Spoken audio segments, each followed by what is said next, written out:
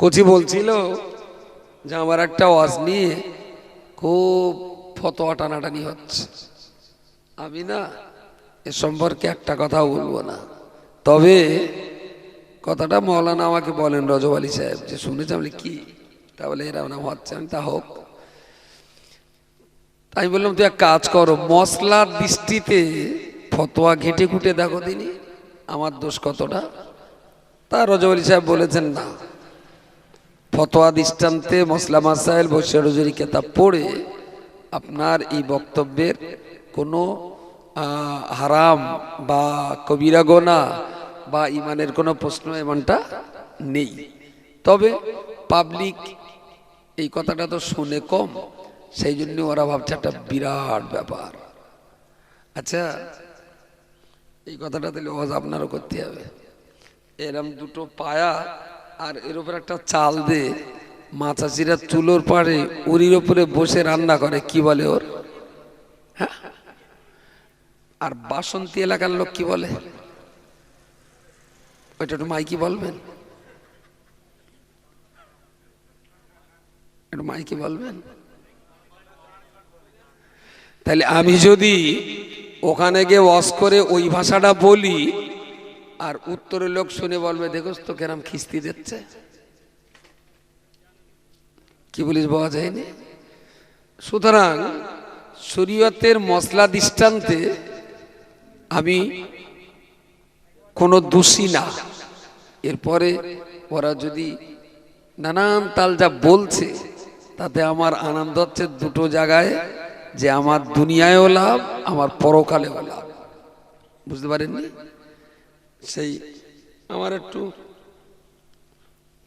সবাই দেশে উপাসের লোক একটু ঘুরে আসে, তো আমার একটু জামার এরাম জায়গায় ছিঁড়ে গেছে, তো আমার এই জামা ছেঁড়াটার ব্যাখ্যা দিতে গিয়ে এত পরিমাণ হাত পা ছড়াছড়ি করেছে যে ভদ্রলোকের জামা লুঙ্গি আন্ডার প্যান্ট সব খুলে গেছে।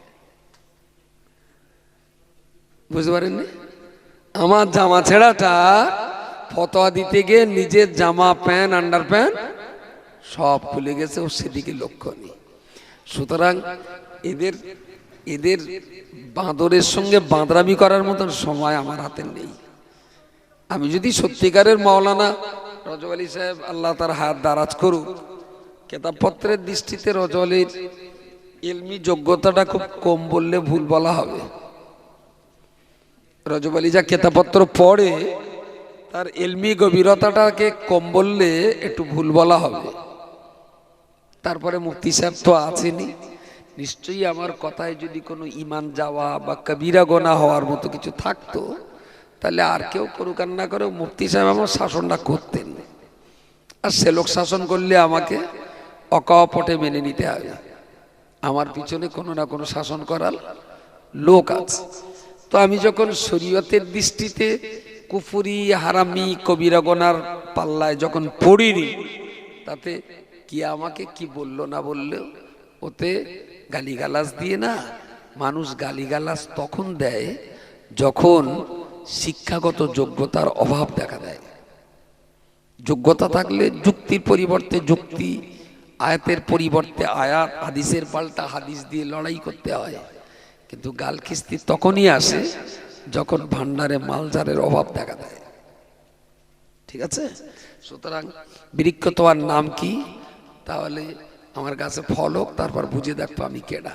তো ওরা যা বকাবকি করছে তাতে বোঝাই যাচ্ছে আসলে জিনিসটা কিরকম জিনিস ভাষার ভিতর। যাক।